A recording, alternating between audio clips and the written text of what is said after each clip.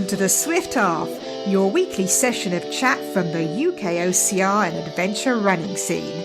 Each week, pub landlord Alan and our favourite regular Ian discuss races, runners and anything else that comes to mind. So pull up a pew, pour yourself a drink and join us for the Swift Half. You're listening to the 19th most popular podcast for people who go abroad to find themselves on a gap year and still visit international fast food restaurants. Ian, my friend, welcome to the Swift Half again. How are you? I'm well, Alan. How are you? I'm absolutely rosy, Ian. Shall I give the car update?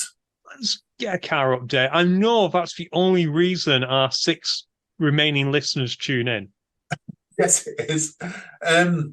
So I sent them the paperwork via email with the bills on and that, because they ignored my last one.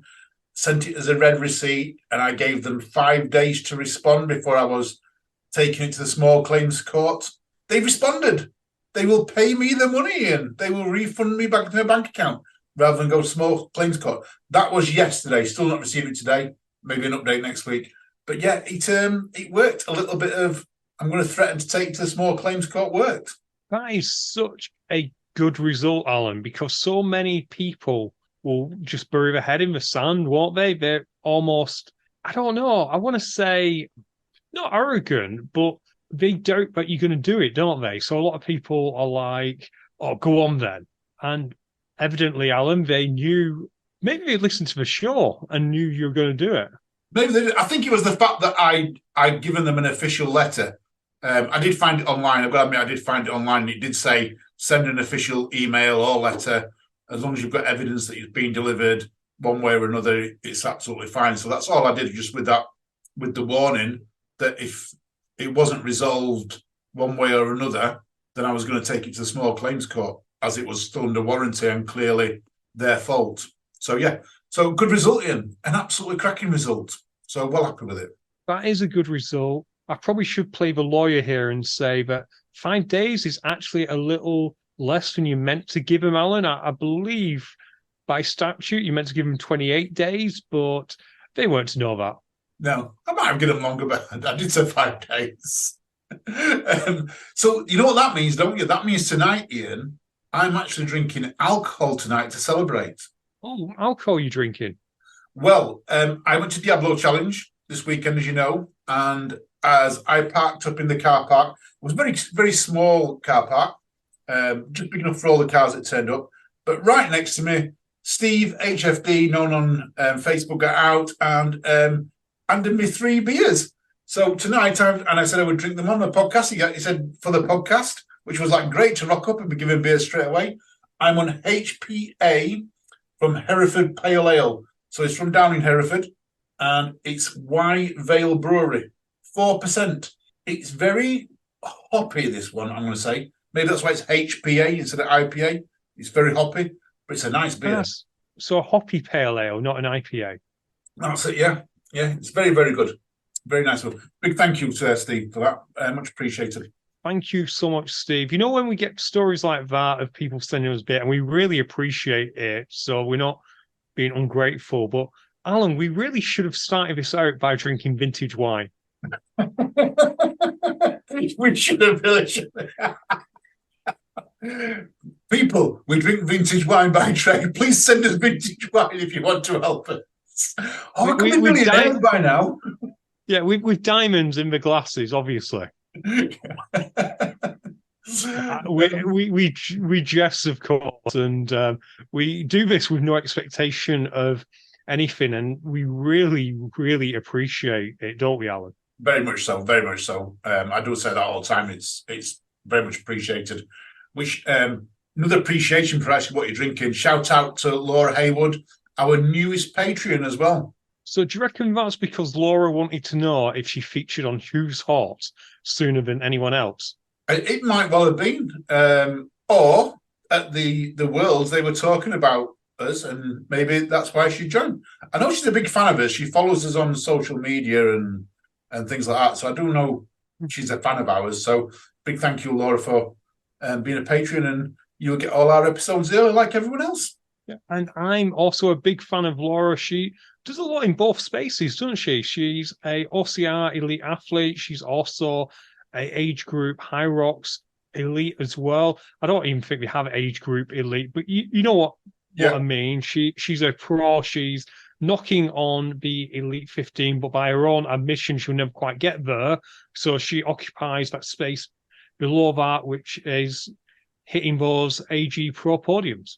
Excellent, amazing, yeah. And maybe this could be actually might be our first UKHXR one. You'd say that, but I'm sure we've already got one. Oh, we have, yes. Yeah. Shout out next week to all patrons, I think, Ian, because we forgot who they are.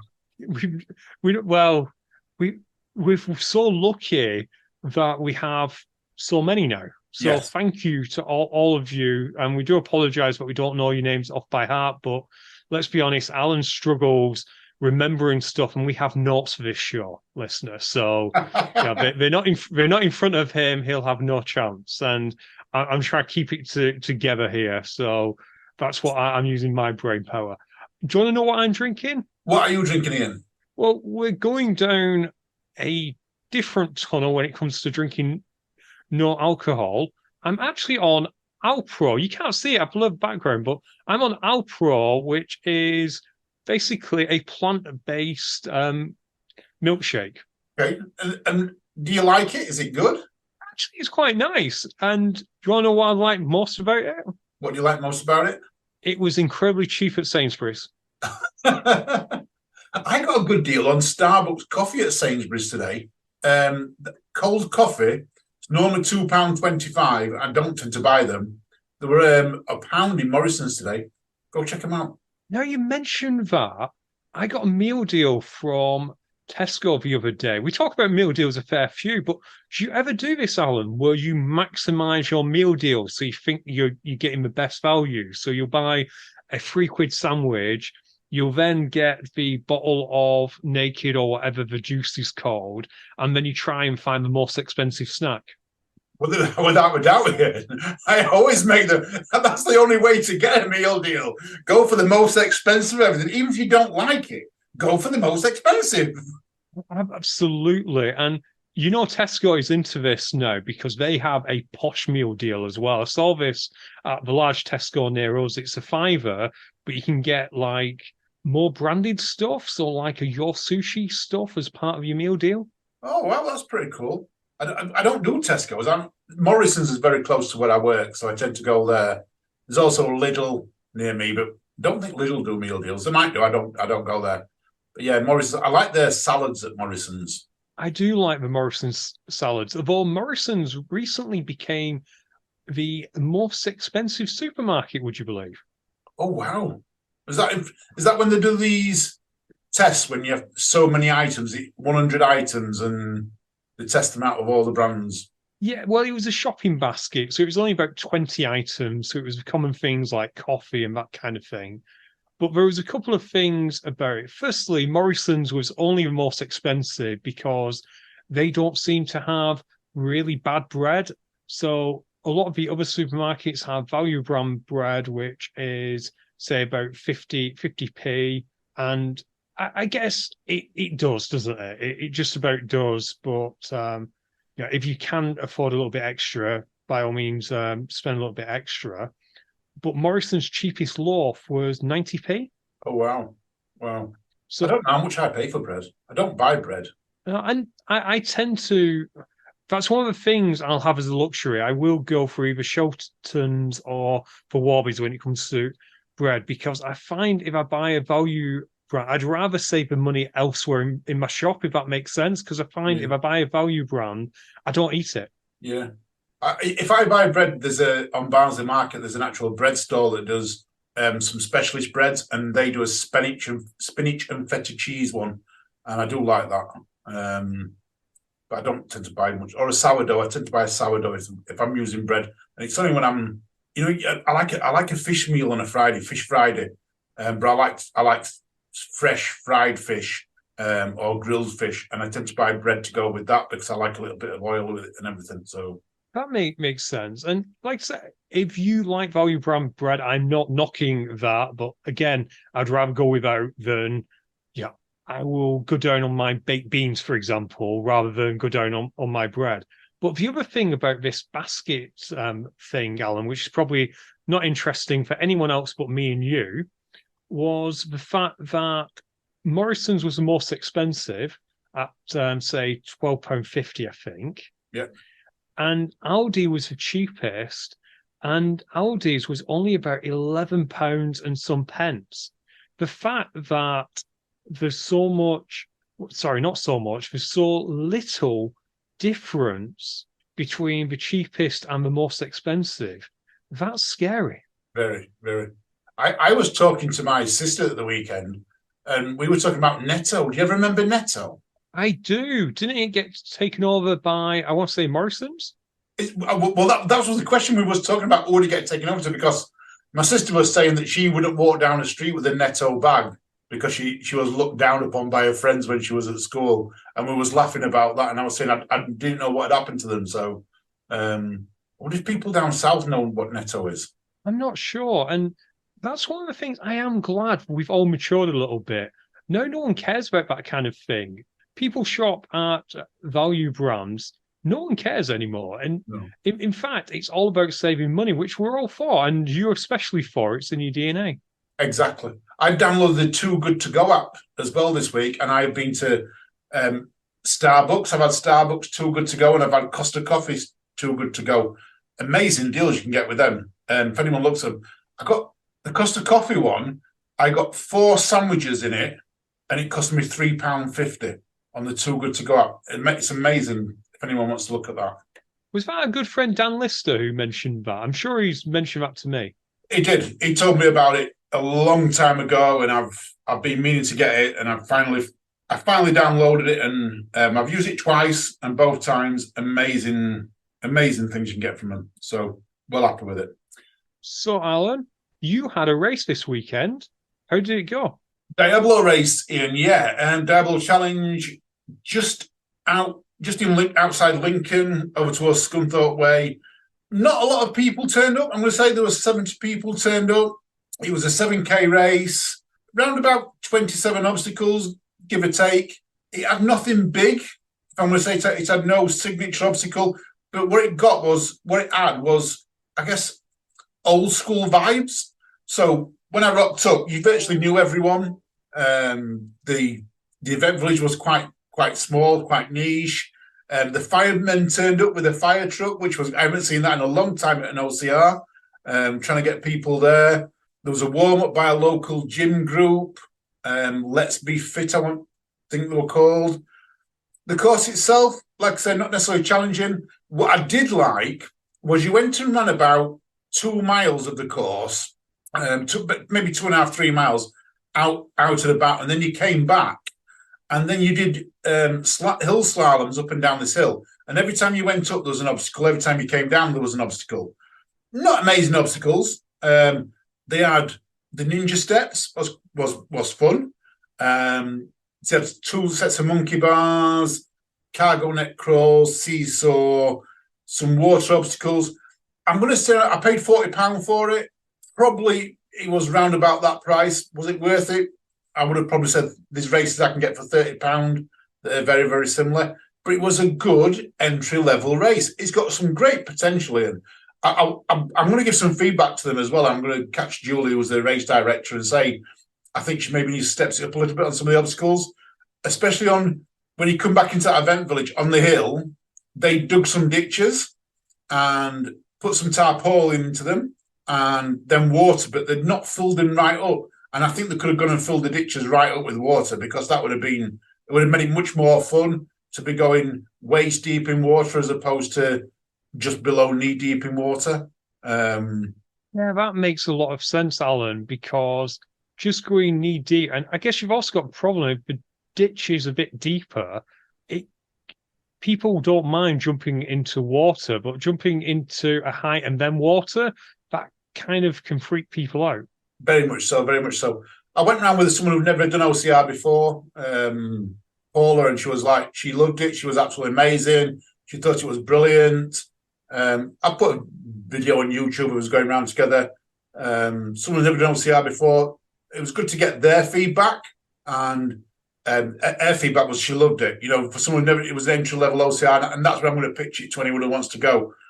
One of the good things came out of it, though. The medal's really cool, by the way. The medal is really, really cool. The pictures don't do it justice.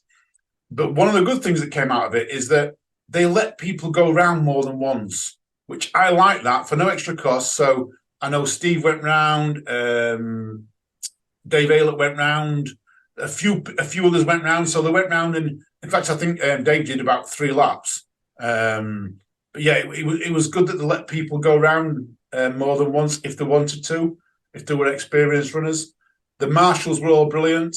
And Andy West was there marshalling, and his missus. Yeah, so it's good to see people and catch people. Very much old school.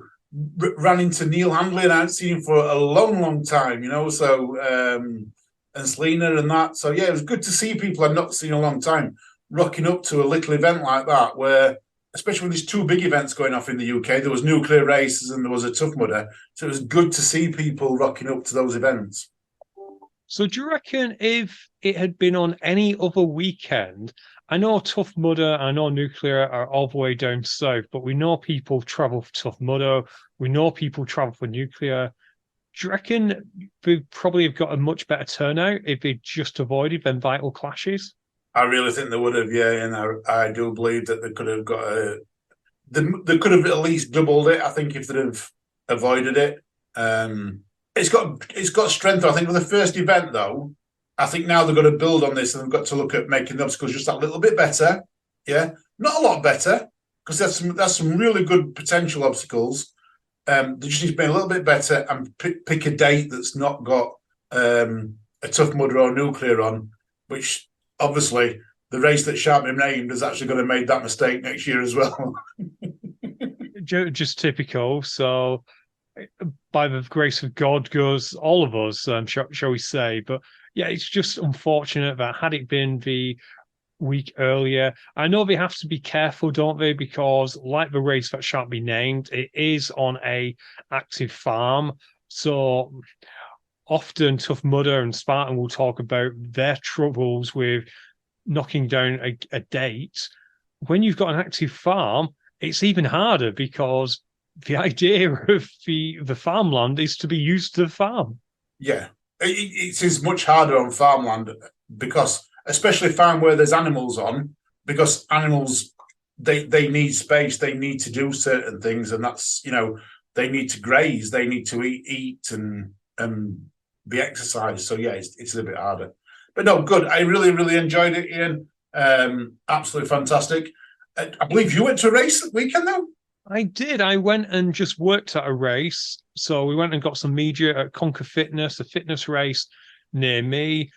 In fact, possibly the closest one I've gone to. It took me about 40 minutes to drive to, which was fabulous. I love close races. And we've been to Conquer Fitness before, Alan. You've seen the video. It was previously a bit of a trail race with some functional fitness exercises. Yep. What they did differently was they put the functional fitness exercises in a multi-story car park. Oh, wow. That's pretty cool. So you started on the ground floor and worked your way up to level 7, which was technically level 6 because the first level was level 0, but we'll ignore that.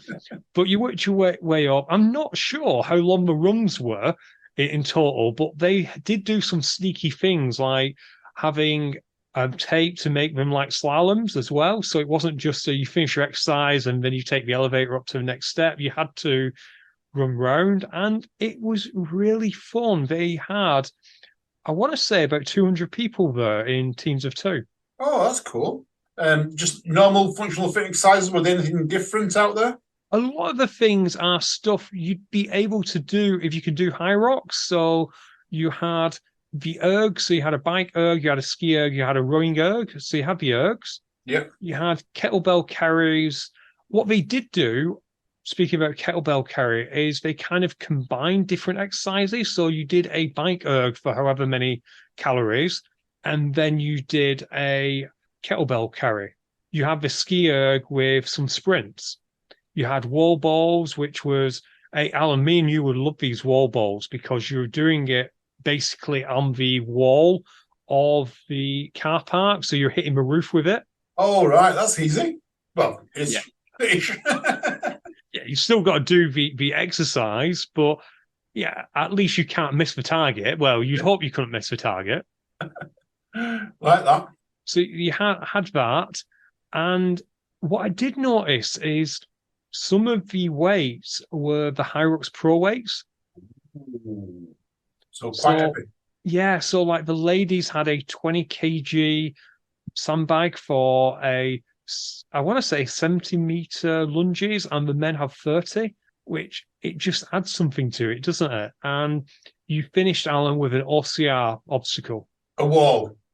a tire flip, Oh, I like a good tire flip. I like good tire flip. but not a regular tire. For the men, we're talking full-on tractor tires. Oh, like a 200-pound one? Bigger? Something like that. A lot of the men had to flip it together, as you can imagine. It was a heavy weight. Oh, wow. Wow. Do you have any results from it? We do have. Did you have any results for Diablo? Did we actually run it as a race like that? They didn't. Just the first wave. The winner was Kevin Dent, and he didn't really race it, if I'm honest. I spoke to him afterwards, and he took his time, and he ran with a few people the first bit. What he did say, and this is from one of the better races in the UK at this moment in time, that he did like the finish line where he was going up and down the hills, because it did take that little bit of energy. Is that the energy going up and down the hills? So I forgot to mention that comment about him. What was Conquer Fitness results then? Well, you love these results because we got team names, Alan. Oh, I love teams. We've got some funny ones. I'll let you be the judge. So in the mixed team, we had Geeks in Sneaks first place. Like it, like that. That was Ed Clementson and Shawnee Gwen Gibson. Where we know the names, I'll read them out. In second place, we had 5S Top Team. 5S is the gym that Matt Rigby trains out of. And that was friend of the show, Lauren Jocelyn, and Coach Jason Curtis, who owns 5S. He's actually going to do his own race called Deadly Dozen, which we're going to have a look at in the future. Third place was Team Fit. I don't know the team members for that. They were just Team Fit. In the men's, Alan, we had Whiskey Boys. Like it. And that was Radio 4-star Greg Fort and Ed Green. In second place, we had Live Life Light, which was our good friend Adam and his partner Matt Harrison. And in third place, we had Kilo Charlie, which was Morgan and someone else. I don't seem to have their name handy, which is typical. Looks like I've tagged in Matthew Harrison twice, but yes, I think it was another Matt, but I must have tagged the wrong person in. You know what? So many people have liked this post. No one's pointed that out. Anyway, in the ladies, we had Team Rios, which was Claire Alspawn and Rihanna Sears. So obviously they've combined their names a little bit. Team in second place was Neck Level, which was Chelsea Nuttall and Calvert. And in third place, I'm sure we've seen these ladies before, the Dumbbells. Oh, I have heard that one before, yes. And that was Teresa, Kelly Evans, and Natalie. So well done to everyone there. Thank you so much to Conquer Fitness for letting us come down and get some footage. We'll put some more on the UK.HXR Instagram in the near future. And Alan, while we're on fitness racing, can I go through a little bit more news? Fire away. Firstly, we mentioned this on last week's episode of Total Fitness Racing. Affex down in South, which is in Farnham. So Affex South in Farnham, get my words out. That is now sold out, Alan. Oh, wow. The fitness racing events are selling out fast, aren't they, again? They absolutely are. So if you want to do Affex Season 1, your only chance now is on, I want to say December the 11th, if that's the Saturday, down at the Birmingham NEC. They've got an open event, and that is also the same weekend as the Solos Christmas party. So, Solos, there you go. You can all go and do affects down in NEC and then go and have a drink. So, sounds like a perfect weekend. You know all these fitness raising events that are selling out. I wish David Bird had kept his, because he was the first one in OCR to move over to it, and it never took off the first season. If he'd only done it for the year after, when Hyrox hit, it would have absolutely it'd have had one of the best races in the country, because he bought lots of equipment and that ready for it. So, David, you missed out here, mate. You missed out.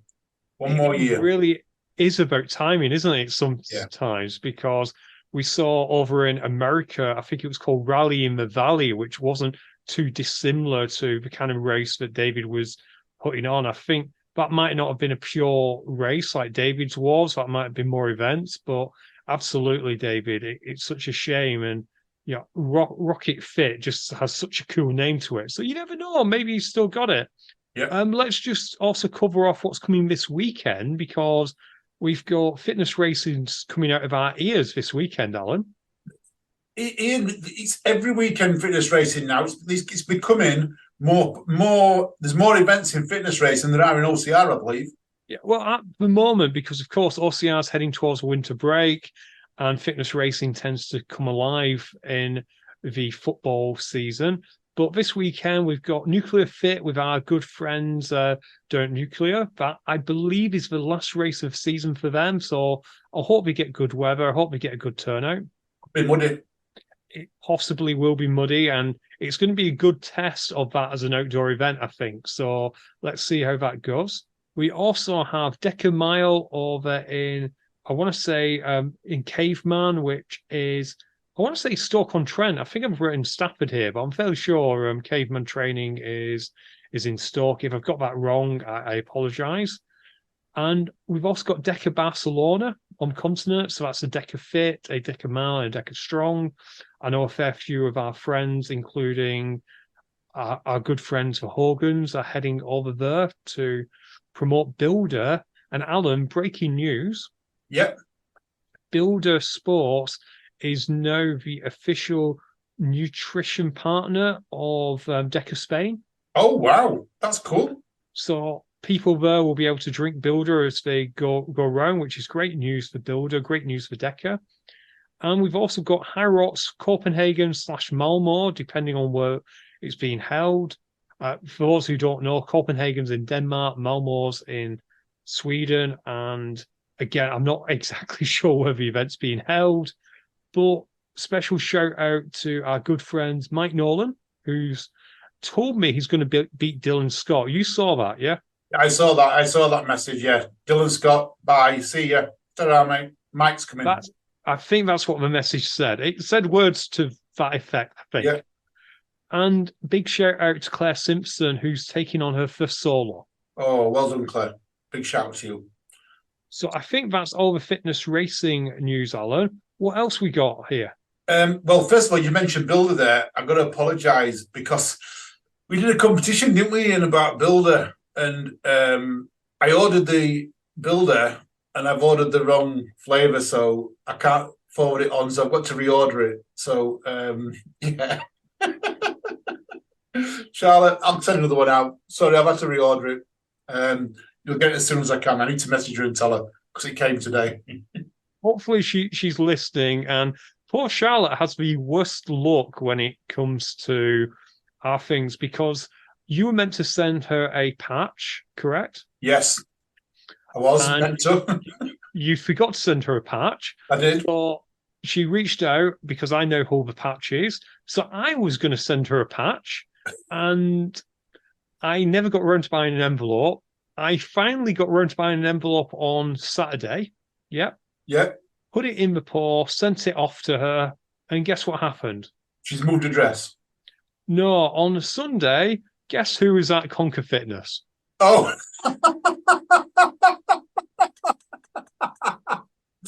Oh, we're not good at this here, are we? We're absolutely terrible. We really... Charlotte, please don't cancel your Patreon. Yeah, please don't. Your Builder will come on to reorder it. Right, while you're on results, I'm going to quickly go through some nuclear results because nuclear race for the weekend: Blast, Blackout, Oblivion, OCR qualifying championships.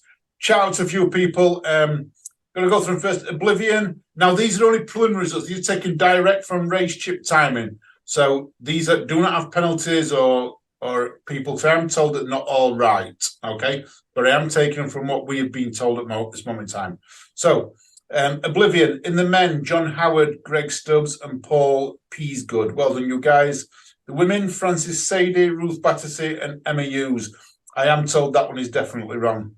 In Blast, Jason Wright, Liam Moreau, and Daniel Warren. For the females, Tamar won this before she goes out off on air jollies, followed by Grace Campbell and Lucy Singer. In Blackout, sounds like this was a good race, this. James Burton won it with Christopher Delves and Alexander Mitchell coming behind him. In the women, Paula Bejnarovic, I hope I pronounced that right, Jodie Wymark and Gareth. See, Gareth Jones they've got in the female there. I know that's not going to be definitely right, is it? So apologies there. In the rookies, so we have non-binary, which was Danny Lee Finch, who won that one. And this is again where we've got some mixed up, I do believe, because in the male, we've got Emma Davison, George Finnis, and Rocker Karmis. I think Emma's more of a female name. In the females, we have Evie Law, Evie Forrest, and Phoebe Poston. Two lap rookies, Jamie Murphy, Reece Shuttlewood, Frankie Smith. Females, Lily Sharon McEwen, Summer Gibbs, and Jessica James. And then Euro qualifiers, big scalp taken here. Ian, if this is the right result, James Burton wins with Daniel Titcombe second. And third was Ramunas Wickes. In the female, Becky Neal, Shiloh Dehaney, and Emma Kirkwood. James and Becky are, the champs around the corner. The champs around the corner, Ian, and James and Becky are on fire. They are peaking at the right time, aren't they? Yes, they are. And so is Dassos. Dassos, he's peaking at the right time. I'm interested who's up comes out next week. I'm interested on who they have gone and picked for because I think it's going to be a tough race. I think it will be a tough race. I'm glad, Alan, that we stopped doing predictions. Too right. Well, we're on UK champs. Some stuff's come out of them. They're releasing things all week this week. Multi-rig, the British Obstacle Sports multi-rig. So this is what the Spartan people are not going to get this. This is purely for the British Obstacle Sports championships. I like a good multi-rig in. Be interesting to see it. All I'm hoping for, Alan, is we do not end up with March of the Penguins again. Yeah. I don't think they will. British Obstacle Sport, I don't know. They're going to have a little say in it. I know James is not, and the people who are racing it, they're not going to have a say in it. They're not going to have a say in the design. It's going to be other people who are going to have the same design. And I guess that if you're not having the elites build it, yeah, and you're having someone maybe just below the elites build it, they're going to want to test it as well, aren't they? So if they can't do it, they're potentially going to be thinking, well, this might be a little bit too hard. Because the last thing we want to see is a race defined by an obstacle that only one or two athletes can complete. Yeah, that's true. And I do we saw this pre-COVID times when a lot of race directors got almost some pleasure out of making these obstacles that were impossible to complete. And we stepped away from that. And we've stepped away for the right reasons and the better reasons, which is absolutely brilliant. They've also released the medal, Ian. So the medal's coming out this week. I've seen a preview of it. Not sure if it's going to be out Friday for you guys who are watching this. I hope it is. It looks really, really cool. I love it. It's nothing. I want to say it's fancy in its understatement. It's understated, and that's what makes it good. It's really going to make a good medal in anyone's anger, especially the position medals. They're good. Yeah, those diamonds on them really make it, don't they? Make it shine out, yeah. And the gold leafing around the edges. And the spell OCR right, which is always a good thing. Always right. That's actually a funny story from this past Saturday. I saw someone wearing a hoodie that said COR on it. Did you ask him if they've been to Worlds? I didn't. I almost went over to talk to them. I figured out it was from a CrossFit gym or something, probably CrossFit Ulverson or something like that. I know Ulverson starts with a U. I couldn't think of an O name, but I worked out that it would have been a CrossFit box, and they would look at me like I've got 6 heads if I went to them and just, it would take way too long to explain the story, but it just made me giggle, and I knew I had to tell you because no one else would have understood it at that time. And while we're talking about, again, I've just flashed back to Saturday. Can I give a shout out to Sean Wilde? Oh, yeah. Was he there? Sean Wilde was there. He gets around a lot. He's got a day job. He's a coach as well. And he's traveling a lot of distance to basically help out these races. So big props to Sean. I like Sean, and you're right. He is travelling everywhere at the minute, doing things, volunteering, technical officials. I think wasn't he one of the head ones at the Worlds, if not the head one. He was, and actually, I want to touch on that. Sean is one of the most positive people that I think I've ever met, and we were chatting back and forth. I hope he doesn't mind me telling this story, but I was, as you know, Alan, I have, shall we say, a interesting opinion of World Obstacle. Shall we leave it at that? Yeah, let's leave it at that. But we were talking about the recent news about how World Obstacle will probably be integrated in UIPM. And I mentioned about, that's going to mean Ian Adamson gets a cushy job. And he pointed out to me that, Ian Adamson, I'm paraphrasing now, that Ian Adamson can rub people up the wrong way, but he did take a risk with obstacle racing. He did set up World Obstacle. He did put his own money behind World Obstacle. I think that gets forgot a lot. Yeah, I think you're right. He did put his money behind World Obstacle, but as the people who have driven it have not necessarily come from him. If it wasn't for British obstacle sports and the people who are involved in British obstacle sports and what they've done in the UK, I wouldn't be backing World Obstacle. In fact, I'm not backing World Obstacle. That's my opinion. I'm backing British obstacle sports. I see World Obstacle. I see what they've got an agenda and things like that. But for me, British obstacle sports are the ones that have pushed it. For me personally, and we talk about what's in it for me. What's in it for me is British obstacle sports have pushed obstacle sports racing in this country. Hopefully, in years to come, when we get the backing and the money that's going to come in, I say we, not me. When British obstacle sports get the backing from the government and the money that's going to come in, the funding, it's going to lead to much more people and a bigger catchment of obstacle course racing. I guess that's where we'll benefit in, because we might get 2 or 3 more listeners. We may get 2 or 3 more listeners, but it was an interesting viewpoint, and I think it just made me go back and think of my negativity against World Obstacle. And they probably do things wrong, but I think I've never thought about they do a lot of things right to some degree, like Sean himself. And I guess an organization like that, it's all about people, isn't it? Because Sean really helped with the coaching program, which, Alan, we've never had anything like it.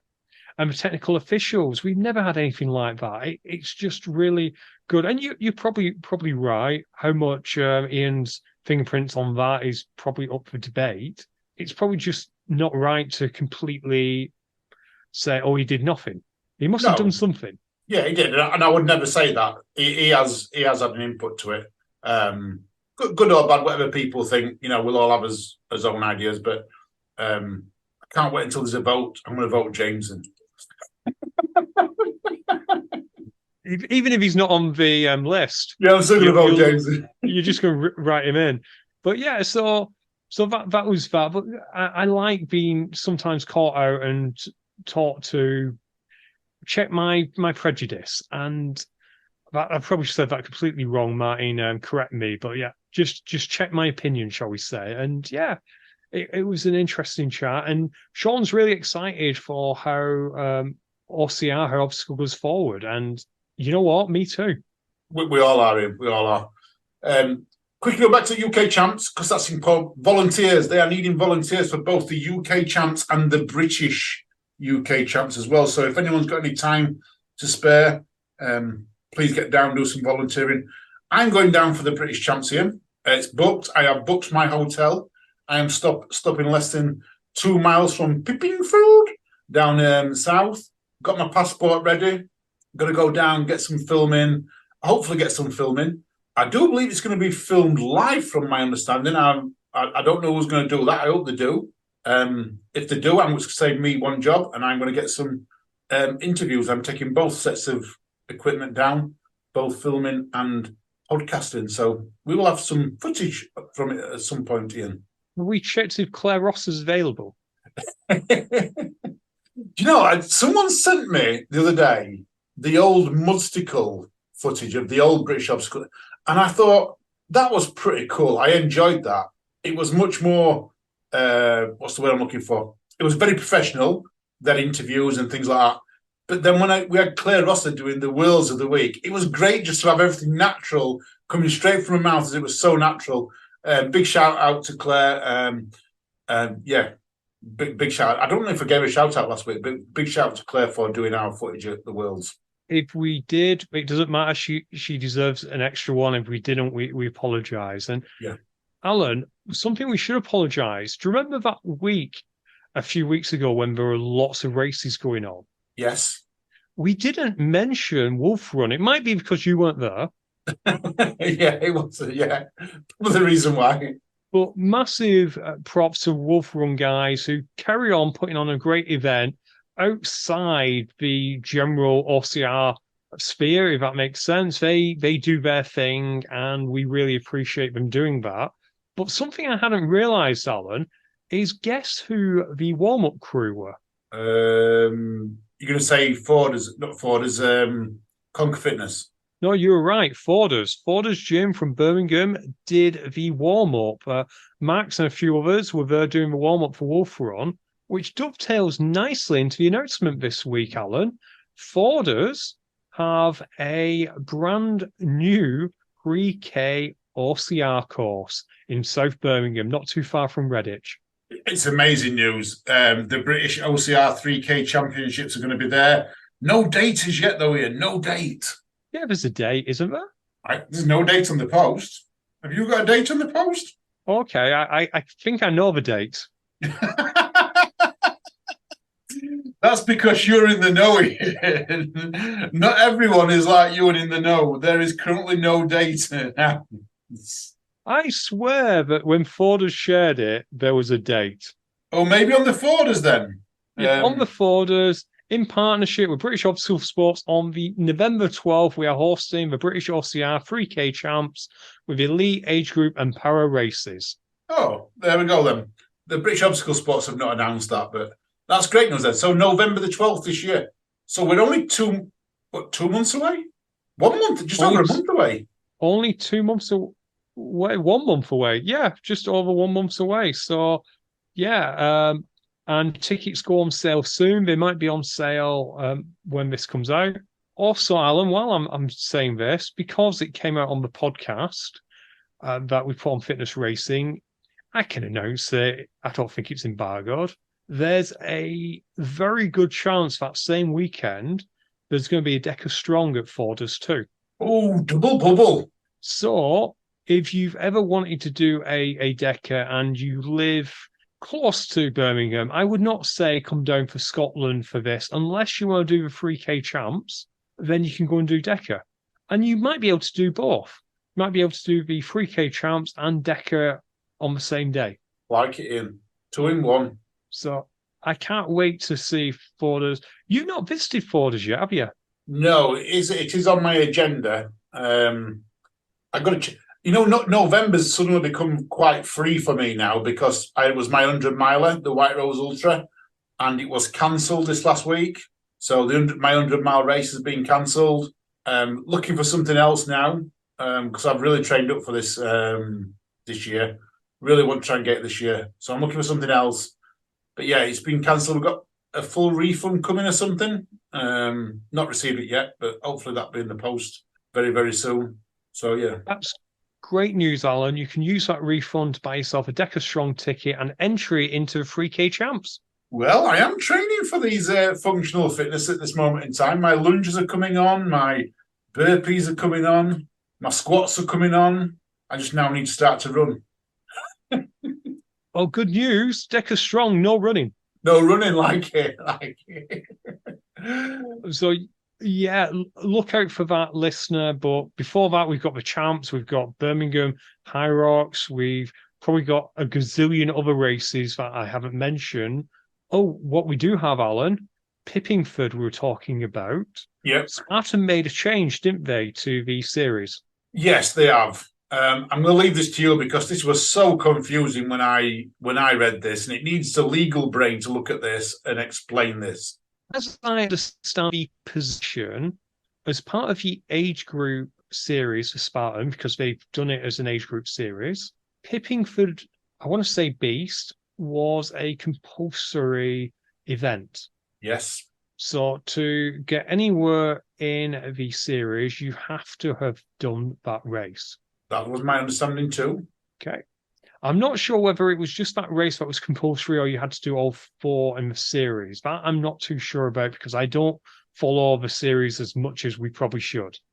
However, there was also an issue because Pippingford was the only place you could do an ultra. Yep. And if you want to qualify for the Ultra Champs, you would need to have done an Ultra. And there's only one in the UK? Yep. At the same time when people are meant to be doing the Pippingford Beast, if you're doing the series. So Spartan have said that now you can count 3 out of your 4 series races. You do not have to have done Pippingford. So, you've still got to do the Ultra to qualify for the Ultra Series. Yeah, so that's the idea behind it, that you can have done the 3 series races so far, you can bank that, and you can then run the Ultra to get your qualification for the Ultra. Because I'm fairly sure you don't have to actually get a time for the Ultra, you just have to have done an Ultra. Okay. So people can potter around that because a lot of the athletes will be wanting to do the British Obstacle Sports Championships, which is the same weekend. So they'll want to race that so they can just potter around the Ultra. No cut-off times? There probably is cut-off times, but hopefully they're fairly generous. There'll have to be cut-off times because it's getting dark now, Alan, so there will have to eventually be a cut-off. But yeah, I guess the main issue is how late this was announced because people were thinking they had Sophie's choice of not knowing which way to do, and you either have to do the Ultra or you have to go for the series. And now Spartan have sorted the issue, but way too late. And as 2 we weeks to go. understand, 2 weeks to go.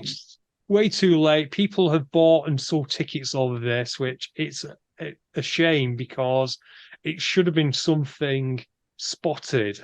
This is unfortunately what we notice about Spartan sometimes, Alan, and other races, is that it's at the last minute, isn't it? And they don't think things through. They put up when they originally thought about the series, it was great. It was absolutely brilliant. But then what happens is that Spartan headquarters decide that to qualify for the Ultra, you've got to complete an Ultra. And no one really thinks, okay, so when can they do an Ultra? And, oh gosh, the only Ultra in the UK is the same time as Pippingford, but we've told people that they've got to. But they should be the moment someone recognises, the moment someone says to Spartan, "Have you seen this?" Spartan should be then right. Let's look at this because this could be a big issue. And they don't, do they? They leave it a little bit, and that's why I guess we get annoyed sometimes that they look at other fish to fry rather than the whale that's about to land. They do, and they're not the only company.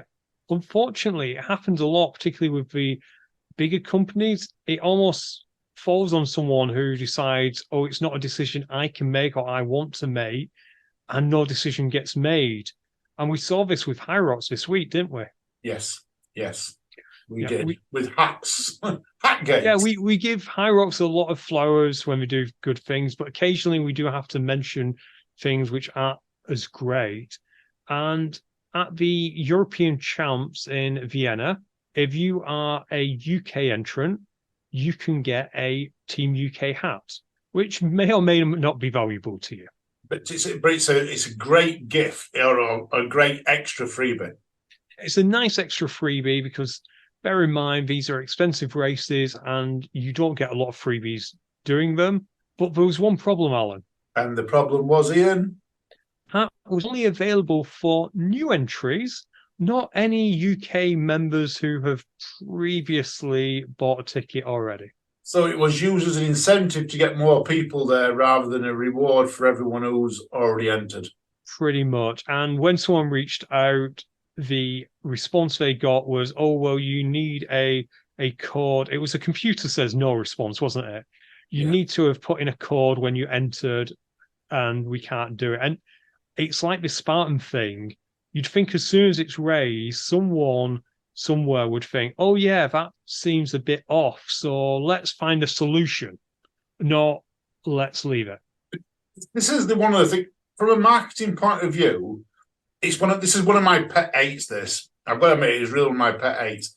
This is very similar to a race opens up with an early bird price, and we'll just say it's £50, and you want to really do that race, so you sign up for it. And then, while it's still £50 to enter, they then turn around and look at a month later, they're not getting entry fees, or the entries have slowed down, so they're not a 10% discount off. It's wrong.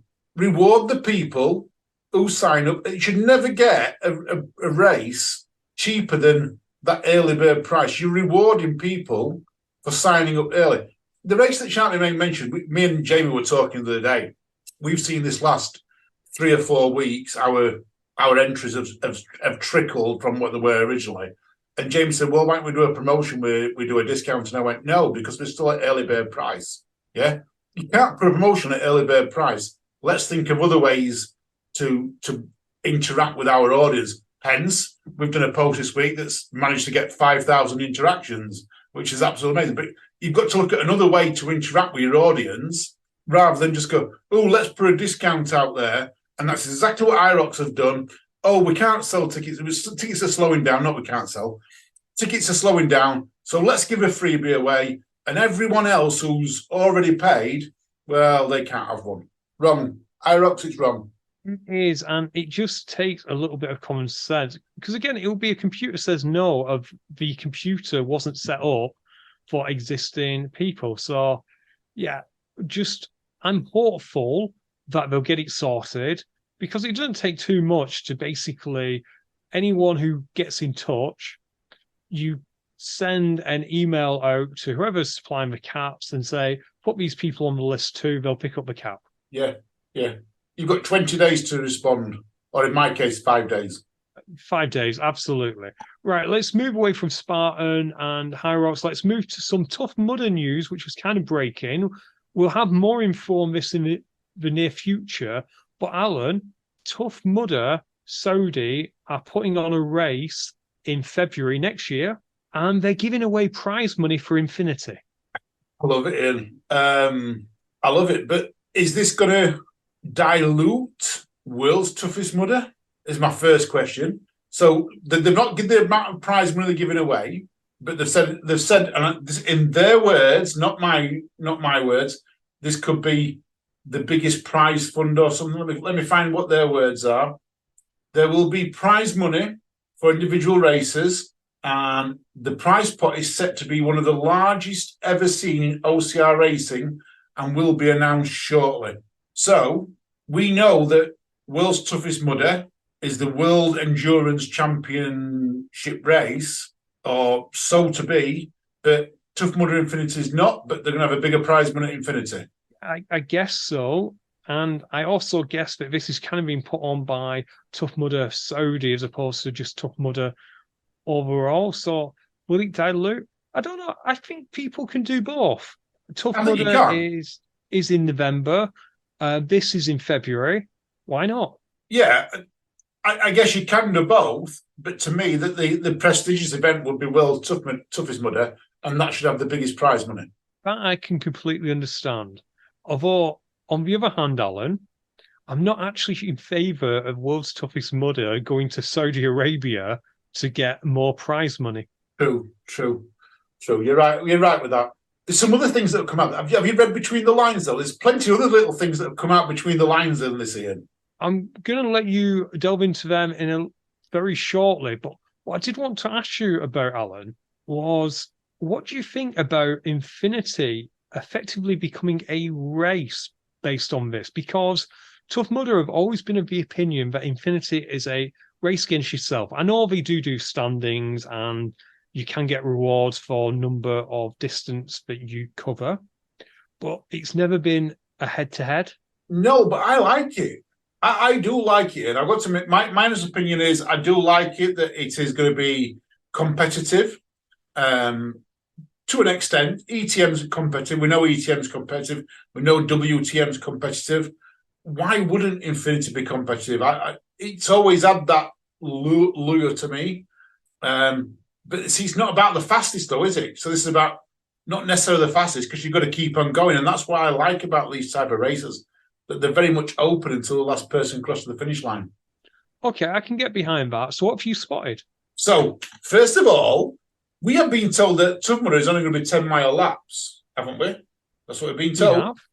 However, Alula, because that's what I call it, Tough Mudder Alula, is actually 10K loops. So will we see 10K loops next year? That bit's interesting. We will in Manchester. I think it's already been announced that Manchester will be a 10K. Yeah. But what about the other events? Because we're talking about 10 miles at some of the other events, 10-mile loops. Will there be a cut-off there? One of the things, the star of the show, when you go onto it, Martin Gemmell, it must be the picture that they're using all the time at the moment. Well done, Martin.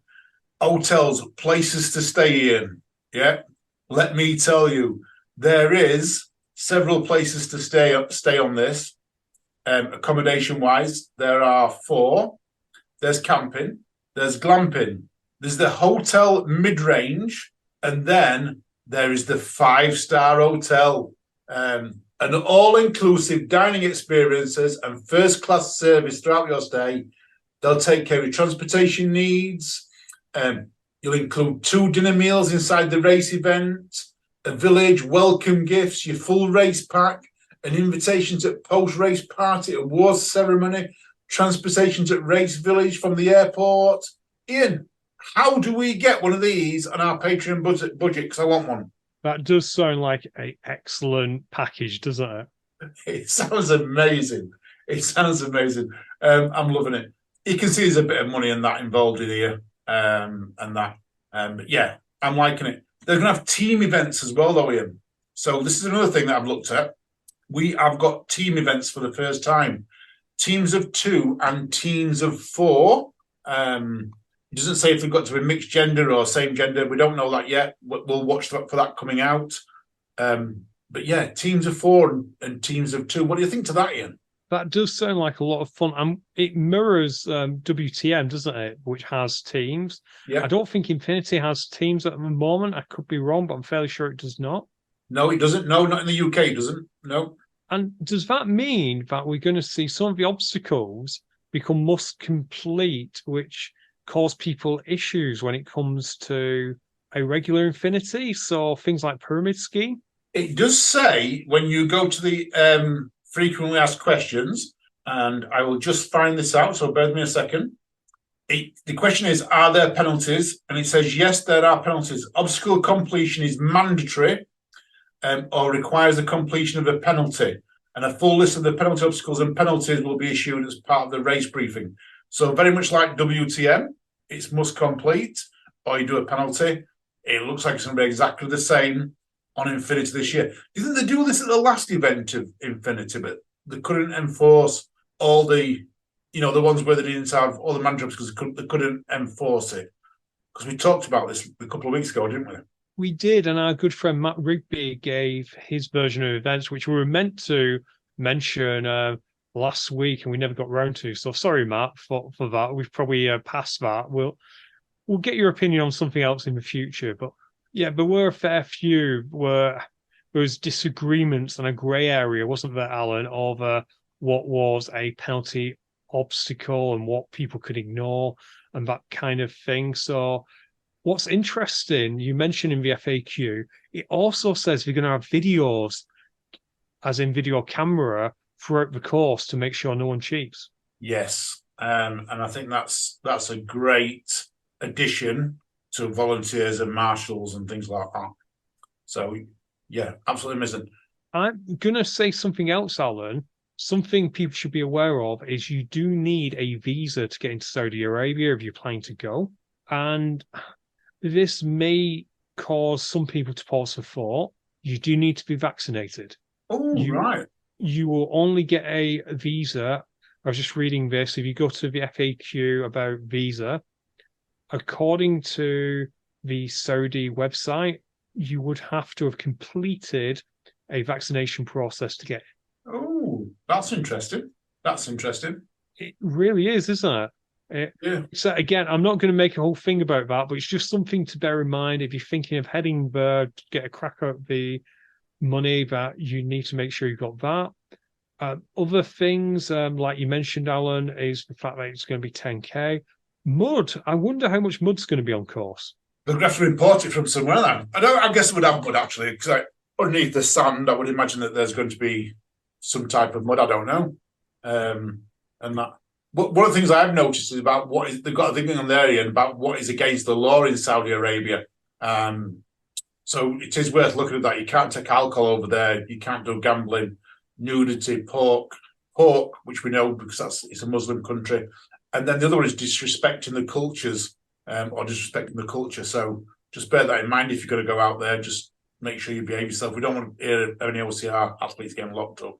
Honestly, if you can't respect someone else's culture, you shouldn't be visiting their country. It's as simple as that.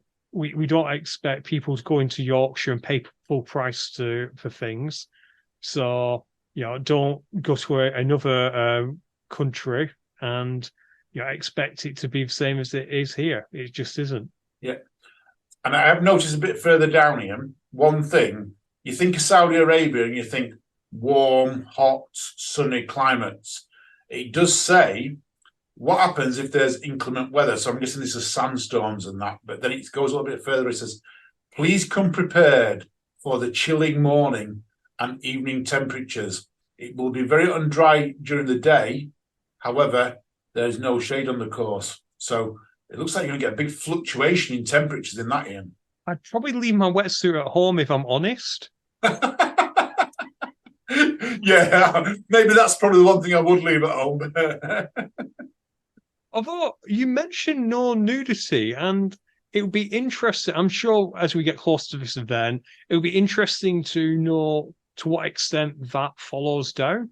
Yeah, as in like, Spartan is in the United Arab Emirates, isn't it? United Arab Emirates. Can't get my words out there. I don't know if they have the same laws over there, but we did see people doing Spartan that were shirtless, and men that were shirtless. So I don't know if what that applies to on this either, because you're right. At what point is nudity, arms and that, maybe, but full torso? I don't know. It's definitely something to consider. It looks fun, and it may be for some people a real shot at winning some money because they're paying down to 10th place. Yes, interesting. It's interesting.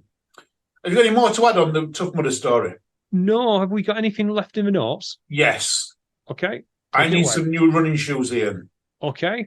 Yeah, and there's only one running shoe I want, okay? And it is called the Adizero Adios Pro Evo 1. Okay, it's called Adios. Purchase them for me. I need to have a pair, all right? I don't want to run in them. I just want a pair. These, you're not going to believe this. So, did you see in the weekend the news of Tigisit Asifa? She broke the women's marathon world record by 2 minutes. She ran 2:11:53. Absolutely amazing. And this was in Berlin, by the way. And afterwards, she lifted up the shoes that she wore, and these are the shoes that she wore. This is a revolutionary shoe. They are £400 a pair. Guess how many races they're designed for, Ian? I'd hope 500 to 700 miles, like every other shoe. No, one race, 26.5 miles. That's what they're designed for. No more racing for it. One race, one shoe. So what you're saying is one marathon or 8 park runs. Or 8 park runs, yeah. Exactly. You can do 8 park runs in £400, 8 park run, £50 a park run, absolutely bargain. That's exactly what we want. The good thing is about them, I mean, it's this, there's a battle, isn't there, between Nike, Hoka and Adidas at the moment about who can bring out the fastest shoe. Since Nike brought out those Vapors, Superfly things that Kipchoge wears, they've all been fighting for it. And Adidas have brought the shoe out. It's only been used in 2 races so far, the Great North Run and the Berlin Marathon. At the Great North Run, Perez, Cheries won it in these shoes. And then, yeah, we have got the latest one, which is Tijiset Asifa. So 2 from 2. But Alan, I will say, neither one of them have the world's fastest shoe. And the world's fastest shoe is, was it? That pair of Heelys that my niece was wearing when she bumped into me as I was carrying a beer back from the bar. She was going super fast, mate. Get some Heelys out. Oh, maybe that's why you can have Heelys in the bottom.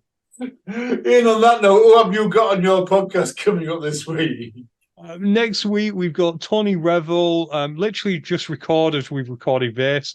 It was a fun episode. I'm not going to spoil too much, but he's one of the up-and-coming high roxers, who operate in that mid-fit. They're not quite Elite 15 yet, but they kick our butt at absolutely everything, Alan. I think he'll be able to go around the pro course twice in the time it will take me and you as doubles to do it once. But yeah, he's a great dude, and it was a great chat. What about you, Alan? What's coming on Monday?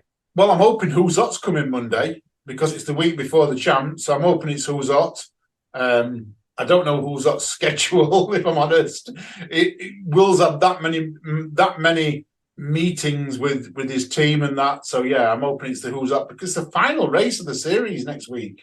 Yeah, I hope so too. Bearing in mind though, Will's currently in Hong Kong. Do we know how we're recording? Nope, I don't. Oh well. Wait a minute, are we not meant to be hosting it? Are we not meant to be hosting it? No, not me. I have a breaking race season in, but I have got lots of guests lined up. I'm lining guests up now for the coming months, back when I'm on it with my interviews, so watch this space. So if anyone's got anyone interesting who we think Alan should speak to, put them in touch. admin@ukocr.com. Perfect. And on that, Alan, it's goodbye from me. To all our listeners, thank you for listening. To all our patrons, thank you for being a patron. It's much appreciated. And once again, you take care, you stay safe, keep on running. Speak soon. Bye.